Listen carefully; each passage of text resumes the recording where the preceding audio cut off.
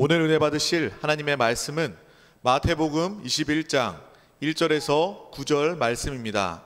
신약성경 35페이지입니다. 다 같이 합독하시겠습니다. 그들이 예루살렘에 가까이 가서 감람산 벳바게에 이르렀을 때에 예수께서 두 제자를 보내시며 이르시되 너희는 맞은편 마을로 가라. 그리하면 곧 매인 나귀와 나귀 새끼가 함께 있는 것을 보리니 풀어 내게로 끌고 오라. 만일 누가 무슨 말을 하거든 주가 쓰시겠다 하라. 그리하면 즉시 보내리라 하시니 이는 선지자를 통하여 하신 말씀을 이루려 하심이라. 일러스되 시온 딸에게 이르기를 내 왕이 내게 임하나니 그는 겸손하여 나귀 곧 멍에 매는 짐승의 새끼를 탔도다 하라 하였느니라. 제자들이 가서 예수께서 명하신 대로 하여 나귀와 나귀 새끼를 끌고 와서 자기들의 겉옷을 그 위에 얹으며 예수께서 그 위에 타시니 무리의 대다수는 그들의 겉옷을 길에 펴고 다른 이들은 나뭇가지를 베어 길에 펴고 앞에서 가고 뒤에서 따르는 무리가 소리 높여 이르되 호산나 다윗의 자손이여 찬송하리로다. 주의 이름으로 오시는 이여 가장 높은 곳에서 호산나 하더라. 아멘. 오늘은 마태복음 21장 말씀을 가지고 예루살렘에 입성하신 우리 주님에 대한 말씀을 한번 나누겠습니다. 이 마태복음 17장부터는 예수님께서 갈릴리로부터 예루살렘을 향해서 올라가는 그런 여정을 쭉 기록하고 있습니다. 17장에서 시작이 갈릴리에서, 그 다음에 19장에 쭉 보게 되면 이제 여리고를 지나고 이제 예루살렘 성 가까운 곳까지 다 오셔서, 예루살렘 성 이 주변에 감람산이 있었는데 이제 그곳까지 거의 오시게 됩니다. 그 내용들이 이제 21장에 쭉 기록되어 있습니다. 21장에는 어떤 세 가지 어떤 사건을 간단하게 기록을 합니다. 이 첫 번째는 바로 예수님께서 이제 예루살렘 성에 입성하는, 환영을 받는 그런 말씀들이 기록되어 있고, 두 번째는 주님께서 이제 성전에 들어가서 성전을 아주 깨끗이 하는 그런 이야기가 기록되어 있고, 이제 또 세 번째는 무화과 한 나무를 이렇게 저주하여 다시는 열매를 맺지 못하게 하는 그런 큰 사건이 한번 기록되어 있습니다. 오늘 첫 번째, 이제 주님께서 이제 예루살렘 이 성에 입성을 할 때 많은 자들로부터 나는 사랑을 받게 됩니다. 그러기 전에 이제 예루살렘 성에 입성을 하려면, 원래는 왕들이 입성하려면 말을 타고 많은 군대를 갖게 입성을 하고 그 보좌에 앉죠. 근데 예수님께서는 이제 제자들에게 말씀합니다. 이제 길 건너편에 가면 어떤 나귀 새끼가 묶여져 있고 그 새끼와 함께 있을 것이다. 한 나귀와 묶여져 있을 텐데 그 새끼가 함께 있을 것이다. 그 새끼를 또 나귀와 함께 가지고 와라. 혹시 어떤 사람이 왜 그러냐 이렇게 물어보면 주께서 쓰시겠다 하라. 이런 말들을 제자들에게 시킵니다. 여기서 우리는 하나 알 수 있는 것이 있습니다. 우리 주님께서는 사실 모든 상황을, 모든 것을 다 아시는 분입니다. 주님께서 제자들에게 건너 마을에 가서 나귀가 묶여 있는 것과 그 새끼 함께 있는 그 나귀를 데리고 오라고 말씀하셨을 때, 우리 주님은 실제로 모든 것을 아시는 분입니다. 우리 하나님을 보통 말할 때 전지하다 그러죠. 모든 것을 알고 계신다. 그리고 모든 환경들이 주님의 주권 안에 있다는 거예요. 우리 주님께서는 특별히 제자들에게 그런 것을 가르치고 싶어 했던 것 같습니다. 주님께서 이제 제자들에게 건너편 마을에 가서 그 나귀를 풀어갖고 와라 이렇게 말씀하셨을 때, 바로 우리 주님은 모든 환경과 상황을 알고 있다는 거예요. 주님께서 제자들에게 그러한 가르침을 주시는 것처럼 우리들도 지금 주님이 나에 대해서, 모든 상황에 대해서 전지하시구나, 이것을 우리는 꼭 믿어야 돼요. 우리 주님은 또 주님의 제자들이, 우리들이 그렇게 주님이 알고 있는 것을 알기를 원하십니다. 그리고 모든 환경이 주님의 주권 안에 있다는 거예요. 모든 주님께서 쓰시고자 한다는 것은 뭐예요? 이 땅에 있는 모든 것이 다 뭐예요? 주님 거라는 거예요. 주님의 주권적인 요소가 있다는 거예요. 그래서 주님은 아마 제자들에게 바로 모든 것을 아시는 전지한가, 그분의 모든 환경들이, 모든 것들이 주님의 주권 안에 있던 것을 제들이 가르쳐 주고 싶었던 그런 의미를 우리가 알아야 됩니다. 여러분들도 다시 한번 기도할 때 하나님, 내가 주님의 전지함을 확실히 믿게 도와주시고, 내 인생이, 내 모든 삶이 주님의 주권 안에 있고 내가 주님 것임을 다시 한번 확실히 믿는 그런 신앙을 갖도록 축복해 주시옵소서. 이런 마음의 자세가 필요합니다. 그리고 나서 이제 여기에 대한 이런 사건들이 다 성경에 예언되어 있던 말씀이죠. 마태복음 아까 21장 4절과 5절에 보니까 이는 선지자들을 통하여 하신 말씀을 이루려 하심이라. 일러스되 시온 딸들에게 이르기를 내 왕이 내게 임하나니 그는 겸손하여 낙이 곧 멍에 매는 짐승의 새끼를 탓도다 하라 하였느니라. 사실 이 말씀은 스가랴 9장 9절에 그대로 있는 말씀입니다.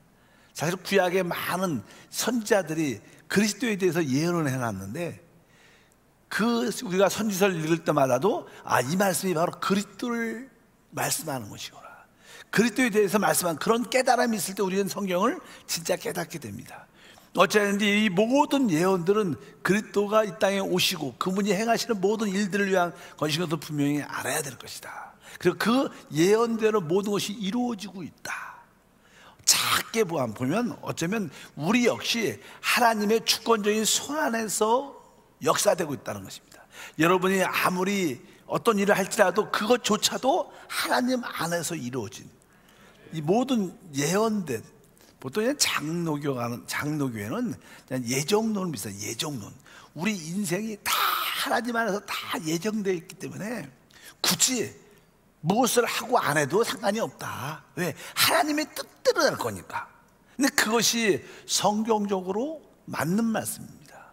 그러나 그것이 100%또 맞다고 말씀드릴 수 있지 않습니다. 우리 조영기 목사님은 이렇게 말씀하셨어요. 우리 보통 그런 신학에서 두 가지, 이렇게 칼빈, 또 이렇게 알미니안 이런 주의, 그런 주의가 있는데 모든 것이 예정되어 있다는 거, 다 예정되어 있기 때문에.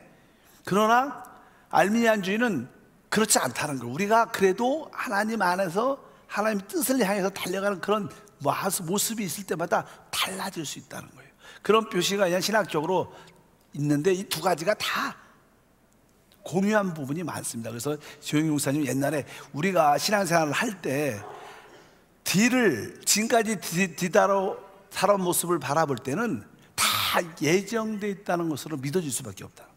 여러분 과거를 돌아보면 어떻게, 이것도 하나님이 예정하셨고 예비하시고 다 준비하신 것이구나. 그러나 우리가 앞으로를 볼 때는 알미안주의, 우리가 그래도 믿음으로 모든 것을 행해야 된다는 그런 열정적인 마음을 갖고 달려가야 합당한 신앙생활이 있다, 이런 말씀을 합니다. 그러니까 우리 과거를 볼 때는 모든 것이 하나님 안에서 다 예정되어 있던 것이지만, 그렇다고 해서 미래를 볼 때, 앞으로 볼 때 아무것도 하지 않고서는 안 된다. 우리가 또 열정적인 믿음을 가지고 달려가는 그런 적극적인 신앙의 자세가 필요하다. 이런 모습도 이게 말씀을 하신 기억이 많이 납니다. 오늘 말씀에 보면 이 모든 것이 예언되어 있다. 여러분 인생도 하나님 손 안에 붙잡혀 있어요. 그러니까 너무 두려워하지 말고 믿음으로, 담대함으로, 감사함으로 그 믿음으로 행하게 되면 하나님의 역사는 합력하여 선을 이루실 것이다. 이러한 신앙의 자세가 우리 가운데 필요한 줄 믿습니다. 그리고 나서 이제 21장 7절부터 8절에 보면 제자들은 그 나귀와 나귀 새끼를 가지고 왔으니까 이제 자기들의 겉옷을 이렇게 벗어서 안장처럼 그 나귀 새끼 위에다 이렇게 깔고 이제 예수님이 그 나귀에 타게 됩니다. 그리고 나서 이제는 많은 군중들, 많은 무리 사람들은 예수님이 가시는 길에 자기 옷을 이렇게 길가에 이렇게 뿌리죠. 이렇게 꽃처럼 이렇게 뿌리고, 또 어떤 사람들은 여기에 보면 나뭇가지, 종려 나뭇가지, 승리를 상징하는 종려 나뭇가지를 꺾어서 예수님이 가는 길에 환영하는 그런 모습이 기록되어 있습니다. 여기서 보면 우리 주님께서 좀 이렇게 보잘것없는 작은 나귀를 타고 올라가시지만 많은 군중들한테, 많은 백성들한테 환영받는, 즉 존귀함을 받는 그런 모습이 여기 기록되어 있습니다. 우리 인생에서도 항상 우리 주님을 존귀하게 하는 그런 생활이 필요합니다. 믿으시면 크게 하면, 우리가 설사 아무것도 없을지라도 여러분들이 주님을 높이는, 존귀함을 드리는 그런 자세가 우리에게 귀한 신앙의 모습인 것을 기억해야 됩니다.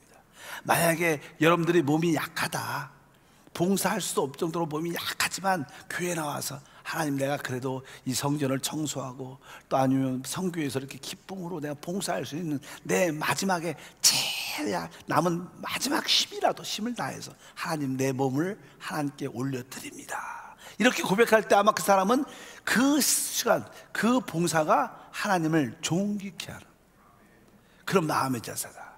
만약에 여러분 중에서 진짜 경제적으로 어려운 분이 있을 거예요, 물질적으로.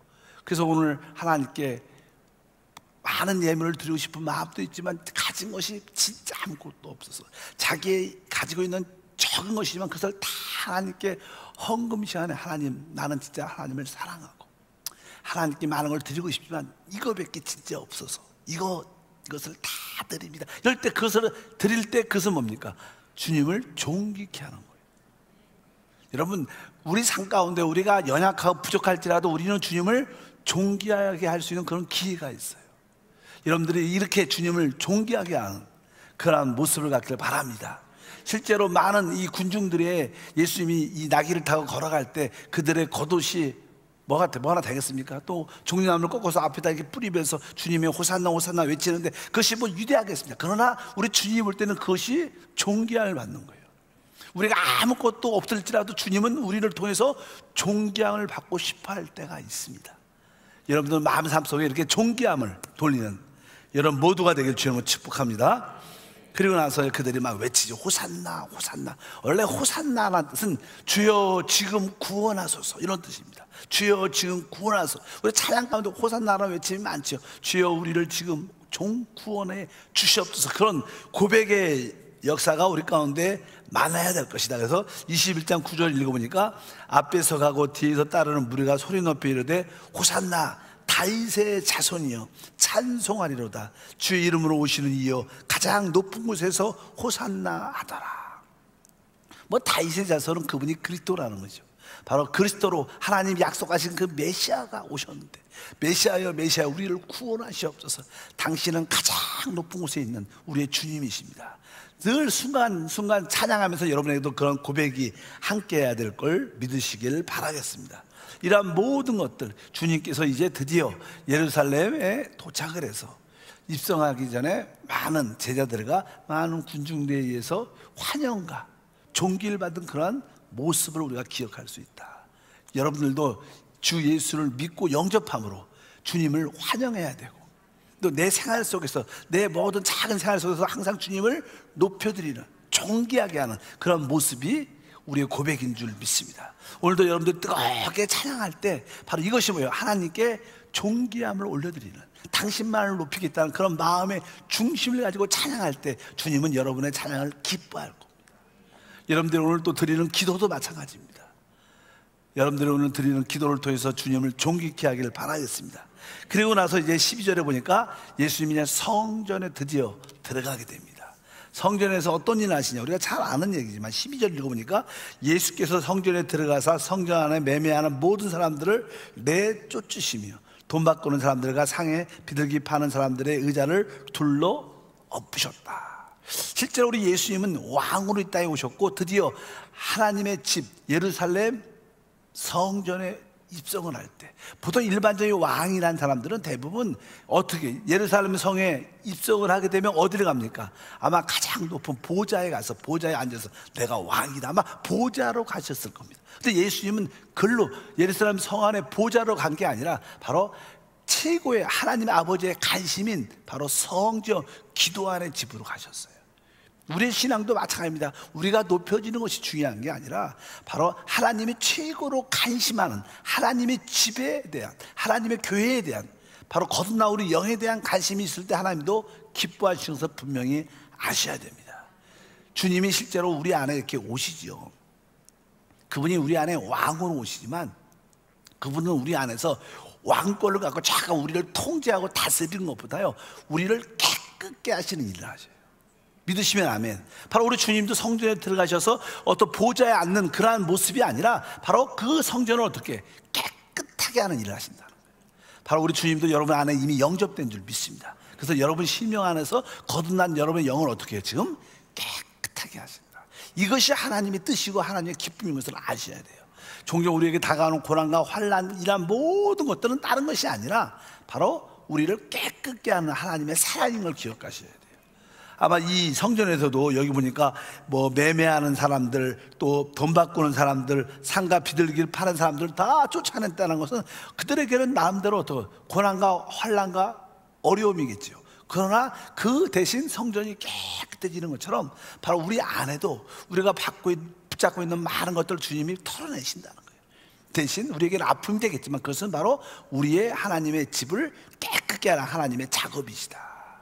그리고 나서 우리 주님께서는 거기서도 한 사람을 치료해 주신 말씀이 기록되어 있습니다. 14절 보니까 맹인과 저는 자들이 성전에서 예수께 나오매 고쳐 주셨다. 여기 특별히 이런 단어들이 기록되어 있어요. 특별히 여기 맹인이라고 써 있고 또 하나는 저는 자들.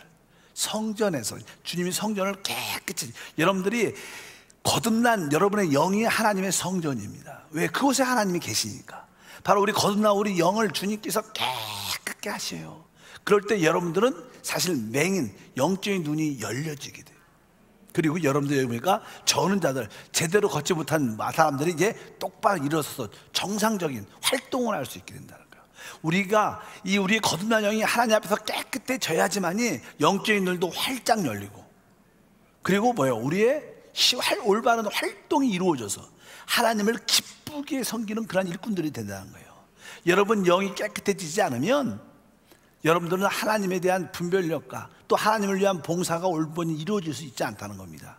이제 여러분들은 계속 하나님 말씀과 그리스도의 피와 성령을 통해서 여러분 심령이 깨끗해진 줄 믿습니다. 여러분의 눈이 점점 밝게 열려갖고 이제는 하나님을 올바로 섬길 수 있는 활동적인 하나님을 섬기는 그런 일꾼들이 됐다는 그런 뜻도 함께 합니다. 그래서 특별히 성전을 깨끗이 했다는 말씀이 기록되어 있고 뒤에 특별히 맹인과 저는 자들을 주님이 치유했다. 그들이 올바로 하나님을 보고 하나님을 섬기는 일꾼들이 세워지는 것이 하나님의 뜻인 것을 우리에게 보여주는 것을 분명히 알아야 될 줄 믿습니다. 그런데 한편적으로 이렇게 하나님의 백성들에게는 은혜가 있고 축복이 되지만 특별히 대제사장과 거기에 율법사들, 서기관들은 예수님의 그런 행동에 대해서 아주 기분 나빠했습니다. 그리고 나서 그런 일들 말미암아 시험에 들고 실족하는, 항상 교회 안에는 그런 요소가 많아요. 한편적으로 아주 은혜를 사모하고 연약한 자들은 주님의 그 말씀과 사랑과 봉사와 섬김의 행복과 기쁨을 누리는데, 또 반대하고 시기하고 질투하는 그런 어떤 종교적인 지도자들은 항상 시험에 들고 아주 실족하는 그런 일들이 많습니다. 그래서 지난번에도 그런 얘기 했잖아요. 우리가 참된 신앙생활을 할 때 우리가 실족이나 시험에 들면 안 된다. 우리가 실족하고 시험에 든다는 것은 우리가 교만하다는 것을 상징한다. 여러분들이 교회 안에서 시험 들었다. 그건 뭐예요? 여러분들이 교만한다는 뜻입니다. 실족했다. 왜 그래? 나 저 사람들 목사님들 실족했어. 나 교회 안 나올 거. 왜 그래? 교만한 거. 그건 정확한 겁니다. 여기에 볼 대제사장, 여기 서기관들 그냥 실족하면 시험합니다. 죄가 누군데 저런 일을 하는가? 성전을 깨끗이 하는데 그런 일을 마땅치 않게 생각하는 그런 사람들이 우리 안에 있다는 것을 기억하시고, 여러분들의 눈이, 영적인 눈이 활짝 열려서 하나님이 기뻐하는 일들을 볼 수 있기를 주님으로 축복합니다.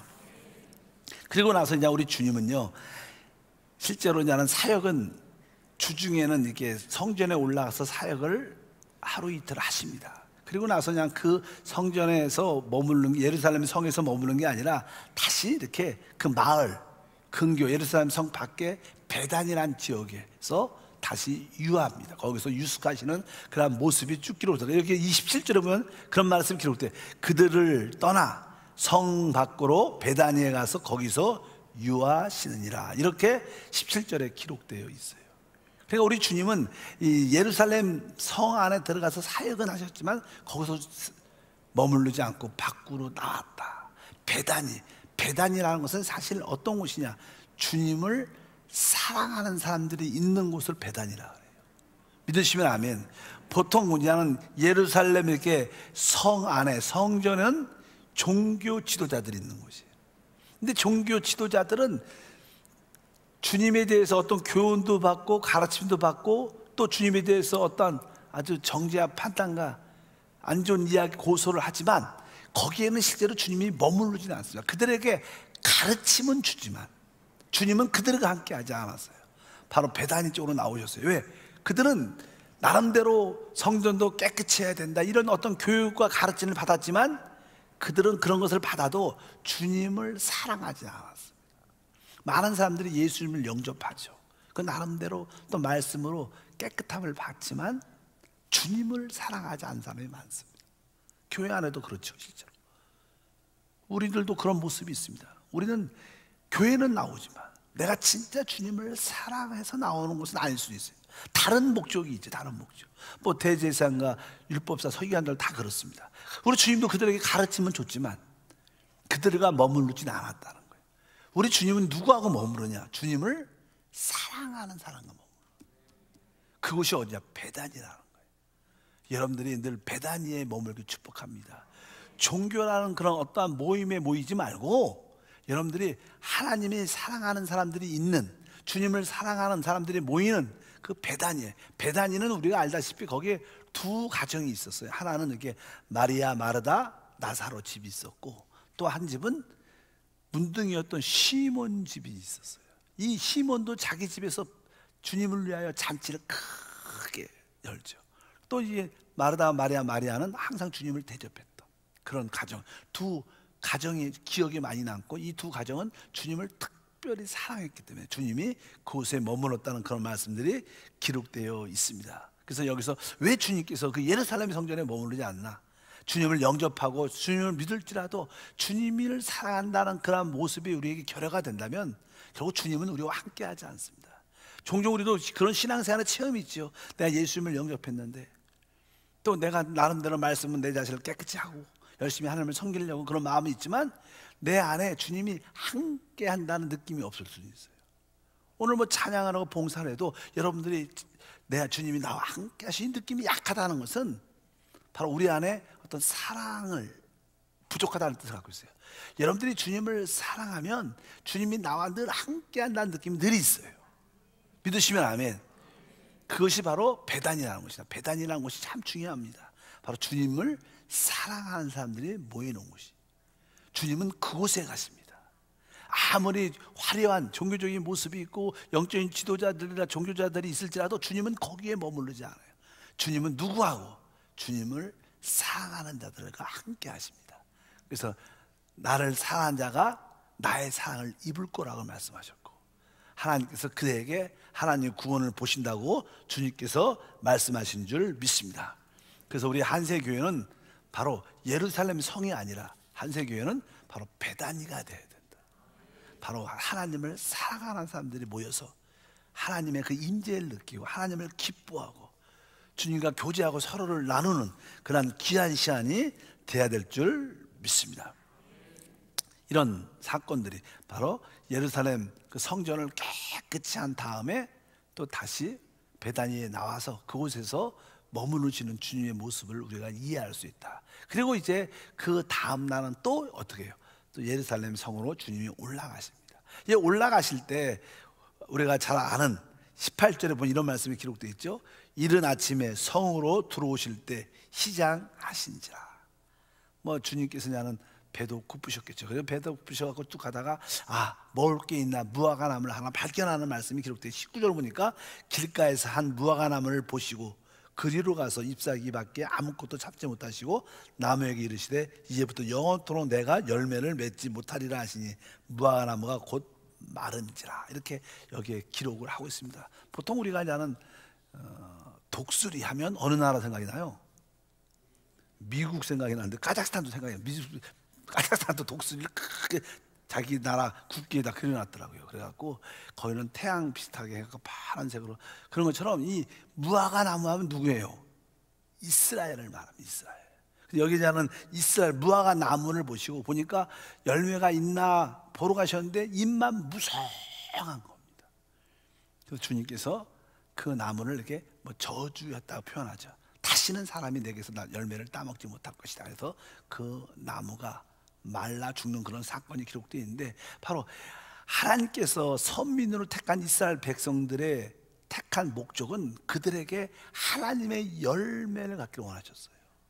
하나님이 그들을 택하시고 아브라함을 통해서 또 그들을 애굽에서 구원하시고 축복의 땅도 주셨지만 결국 그들은 하나님이 찾는 그 열매를 결국 갖지 못합니다.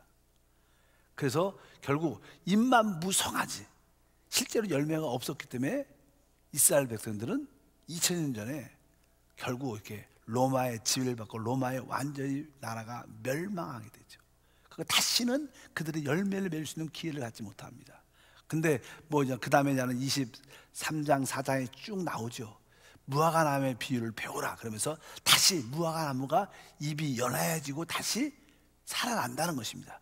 1948년에 이스라엘 백성들이 나라가 다시 팔레스타인 땅에서 회복이 되죠. 그리고 1967년에는 그 예루살렘의 일부분을 탈환하게 되는 그런 사건이 통고의 벽을 갖게 되는 그런 사건이 기록되면서 이스라엘의 회복이 무화과나무의 회복을 의미하는 그런 말씀들이 쭉 기록되어 있는데 어쨌든 여기서 중요한 것은 하나님께서는 하나님 백성들이 결국 열매를 맺기 원하신다는 거예요. 믿으시면 아멘. 결국 우리에게도 뭐가 있어요? 열매가 있어야 된다는 거예요. 우리 주님께서 늘 말씀하죠. 내가 너희를 택했고 너희가 열매를 맺어야 되고 그 열매가 항상 남아 있어야 된다. 이렇게 요한복음 15장에 말씀하는 것처럼 우리 주님이 우리를 택하신 궁극적인 목적은 우리가 결국 열매를 맺기 원한다는 거예요. 우리 교회도 무화과 나무처럼 잎은 무성하지만 결국 열매가 없을 수 있습니다.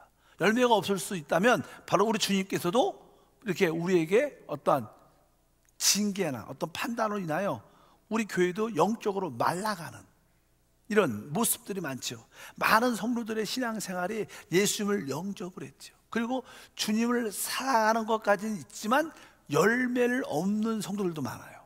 제가 봐도 주님을 확실히 영접했어요. 또 주님을 사랑하고 봉사합니다. 그러나 마지막 최종적으로 사람의 열매가 없기 때문에 영적으로 말라가는 사람들이 있다. 여기 보니까 말랐다 그러죠. 말라간다. 혹시 우리에게 그런 모습이 있지 않는가?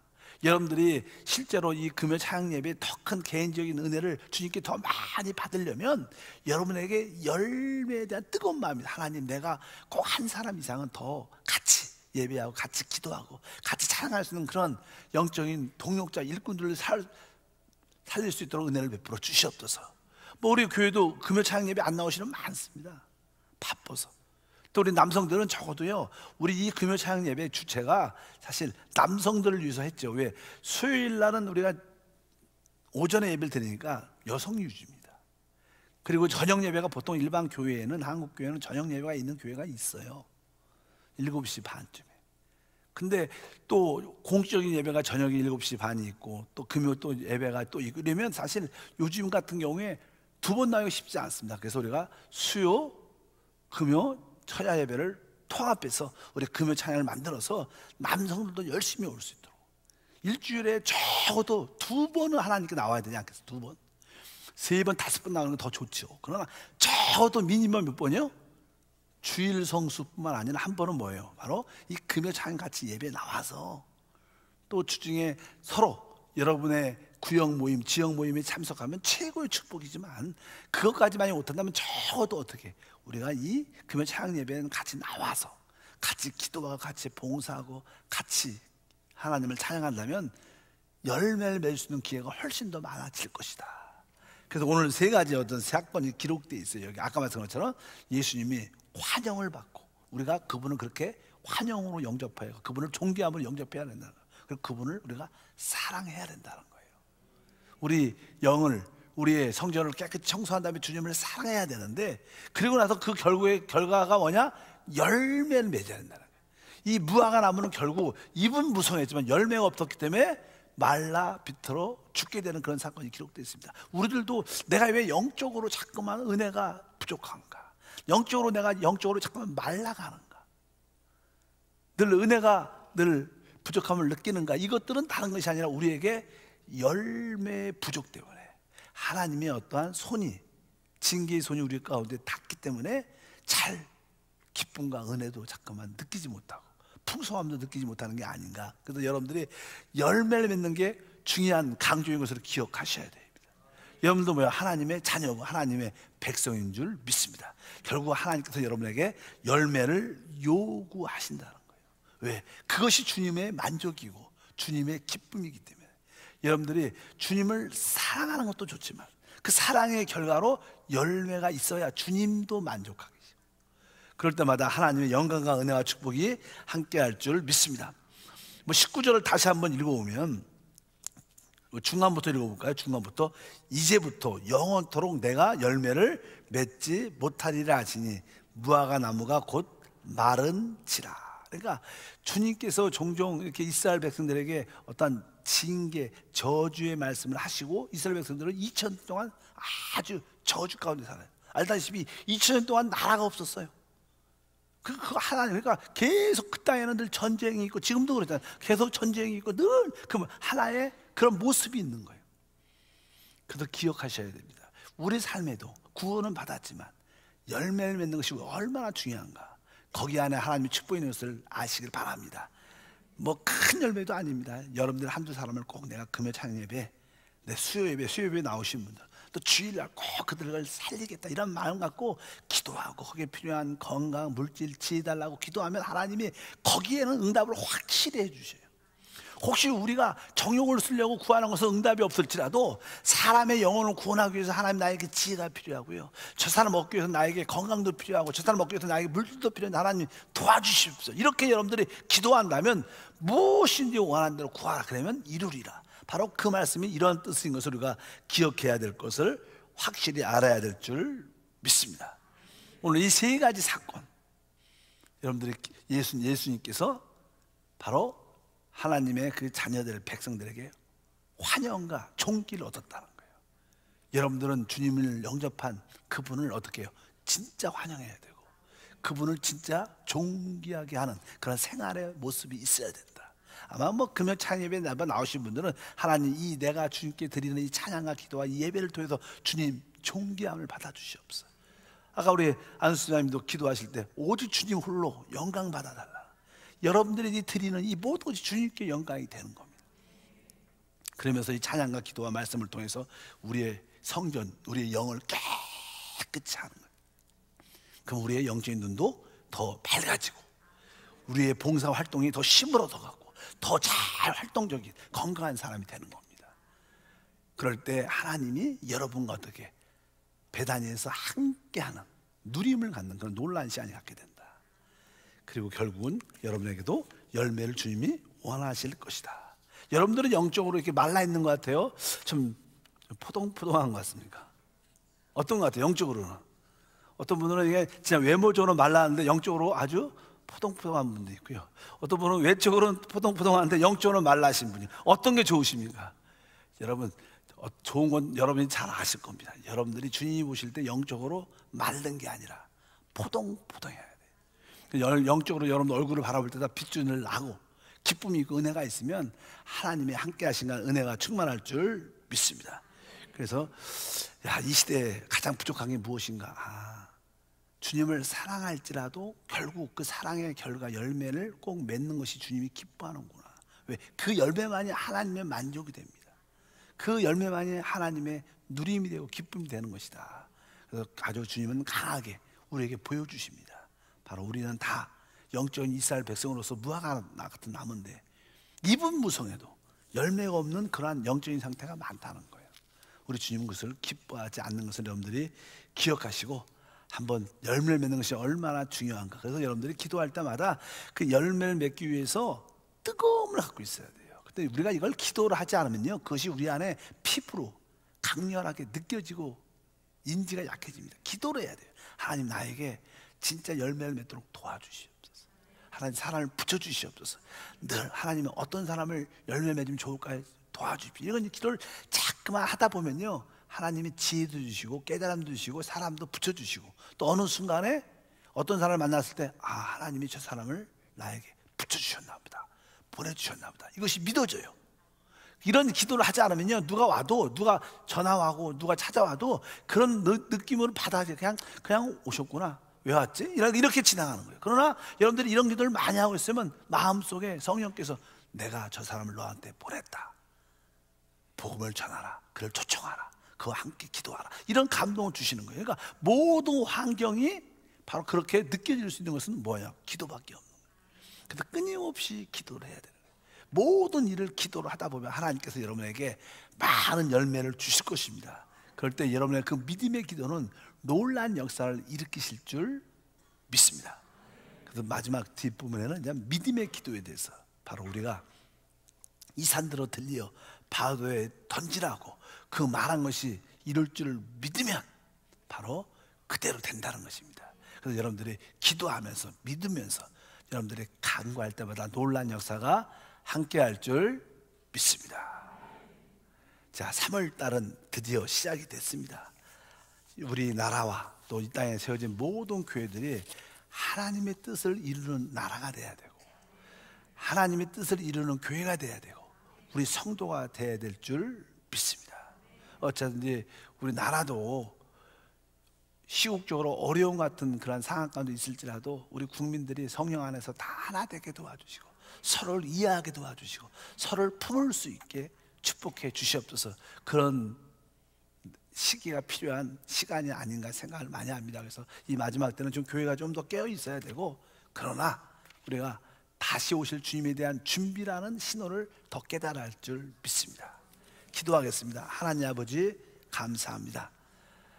우리가 살고 있는 이 시대가 주님의 다시 오심을 볼 수 있는 시대이다고 보통 말을 합니다. 하나님, 우리 나라가 또 이 땅에 있는 우리 모든 교회들이 주님을 위한 나라와 교회가 될 수 있도록 쓰임받도록 도와주시고 우리 모든 성도들도 그러한 은혜가 함께 할 수 있도록 복을 내려 주시고 무엇보다도 자꾸만 분열적이고 나누어지는 우리 모든 국민들의 마음이 하나로 모아질 수 있도록 도와주시옵소서. 서로서로를 이해할 수 있는, 서로서로가 하나 될 수 있는 그런 은혜가 함께 할 줄 믿습니다. 주 예수 이름으로 기도함나이다.